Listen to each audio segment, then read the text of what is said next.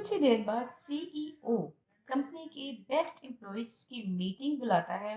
जेकी बिजी होता है इसलिए मीटिंग अटेंड नहीं कर पाता।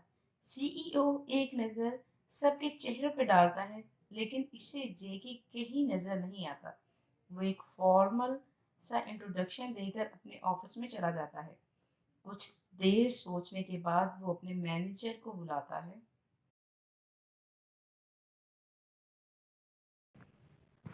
जी सर।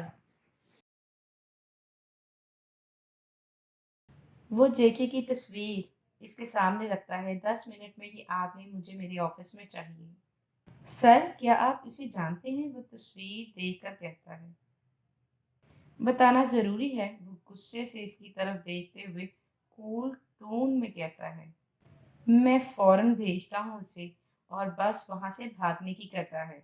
वाह, ये इंसान है या डेविल? उफ, मेरा तो सांस ही बंद होने वाला था। वो अपने माथे पे आए हुए पसीने को साफ करता है। कुछ ही देर में जेके सीईओ के ऑफिस के बाहर खड़ा था। वो दरवाजे को पोलाइटली नॉक करता है और अंदर चला जाता है।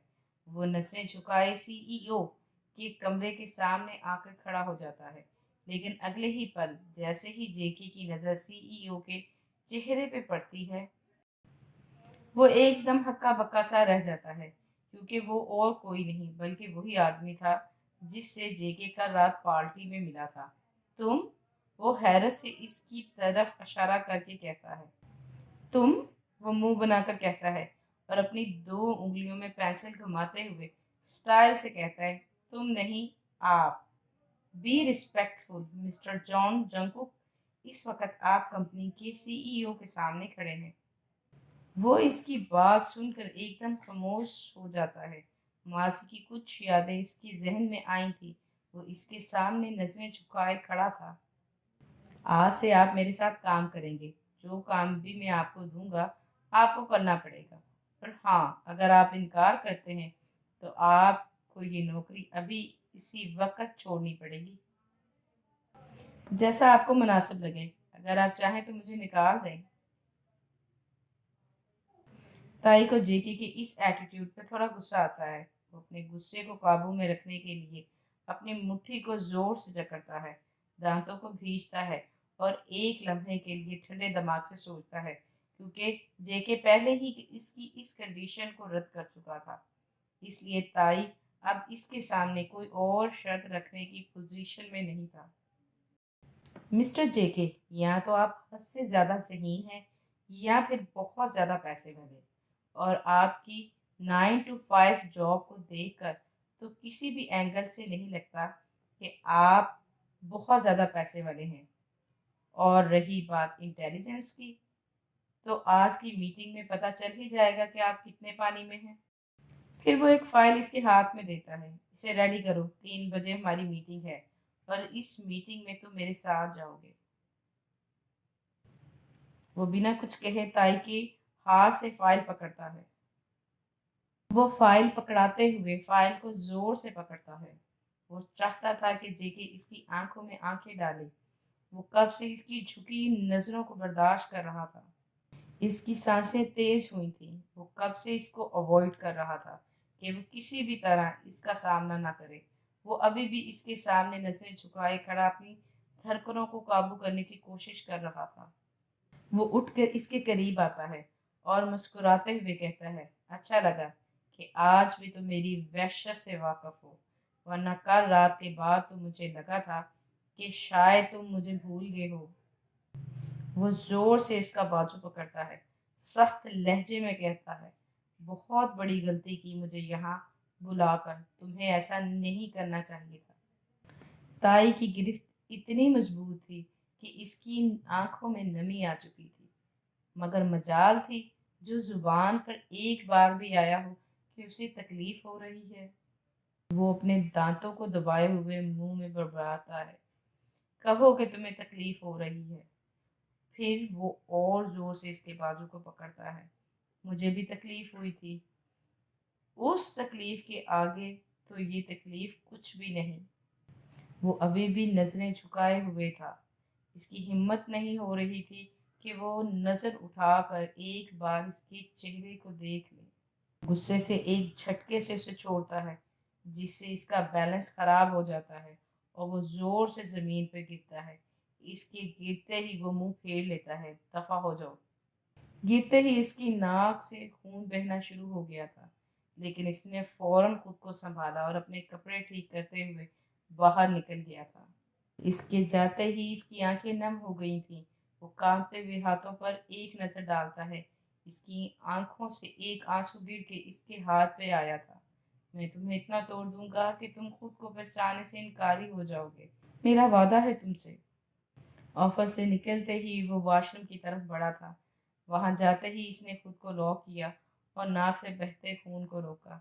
जैसे ही खून रुका, इसकी आंखों से आंसू तेजी से बहने लगे, जो पानी के साथ मिल रहे थे। इसने खुद के दिल पर हाथ रखा, धड़कनों को नॉर्मल करने की कोशिश की और वहीं बैठ गया जमीन पर और मुंह पर हाथ रखकर रोने लगा। इस दुनिया में कोई एक इंसान भी ऐसा नहीं था जिसे वो अपने दिल की हालत बता सकता कि इन 17 सालों में वो कितनी बार मरा था। अगर ताई तकलीफ में था तो वो वक़्त जेके के लिए भी किसी क़यामत से कम न था।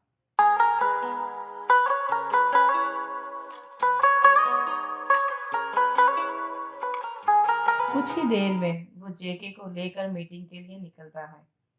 ताई जानबूझकर जेके को आगे वाली सीट पे बिठाता है और खुद ड्राइविंग करने लगता है। जैसे ही वो कार शहर से बाहर आती है, ताई कार की रफ्तार तेज कर देता है।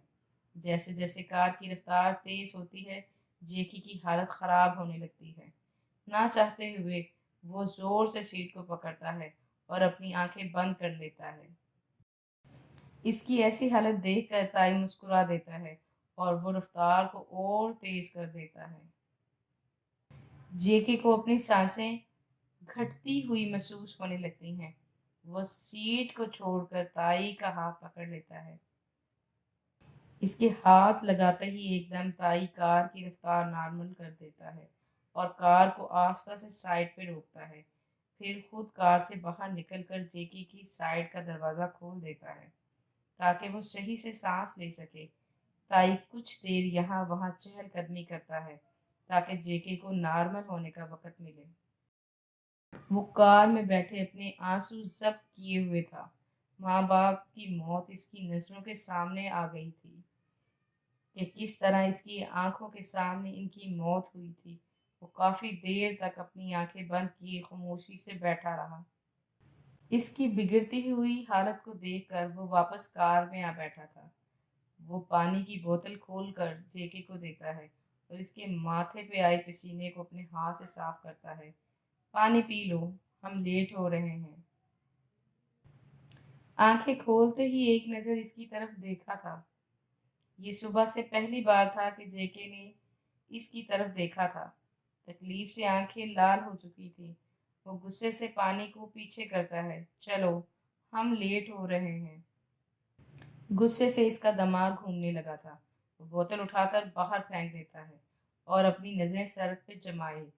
ताई जेके को अपनी कार में एक क्लब की तरफ ले जाता है, जो कि इसके घर से बहुत दूर था। वो दोनों एक साथ क्लब में दाखिल होते हैं और ताई जाके एक प्राइवेट टेबल सीटिंग पे बैठ जाता है। अभी वो ताई के साथ बैठने ही वाला था कि ताई उसे फौरन रोक देता है और अपने साथ बैठने नहीं देता। जेके कुछ नहीं कहता और खामोशी से ताई की साइड पे फाइल पकड़ कर खड़ा हो जाता है, जबकि दूसरी तरफ की पार्टी के सारे लोग बैठे होते हैं। वहाँ अकेले खड़े होने की वजह से जेके ज़्यादातर लोगों के लिए सेंटर ऑफ अटेंशन बन जाता है और वे सब इसकी तरफ घूर कर देखते हैं, मगर जेके को इनसे कोई फ़र्क नहीं पड़ता। मीटिंग ज़्यादा से ज़्यादा 20 मिनट की थी, मगर काम की सब बातें और ज़्यादातर मामला पहले 30 मिनट में ही मुकम्मल हो चुके थे। मगर ताई पार्टी को इधर उधर की बातों में उलझाकर जानबूझकर इस मीटिंग को लंबा कर रहा था। इस तरह ये मीटिंग 30 मिनट से 3 घंटे तक कब पहुंच गई, किसी को खबर तक न हुई, सवाए जेके के, जिसकी टांगे वहां खड़े खड़े जवाब दे रही थी। मगर इस सब के बावजूद वो एक बार भी ताई से इसकी इस रवैये की शिकायत नहीं करता اور چپ چاپ وہاں کھڑا رہتا ہے۔ اور تائی، اس نے تو ایک بار بھی جیکی کی حالت کا جائزہ لینا تو دور کی بات، اس کی طرف دیکھنا بھی گوارا نہیں کیا۔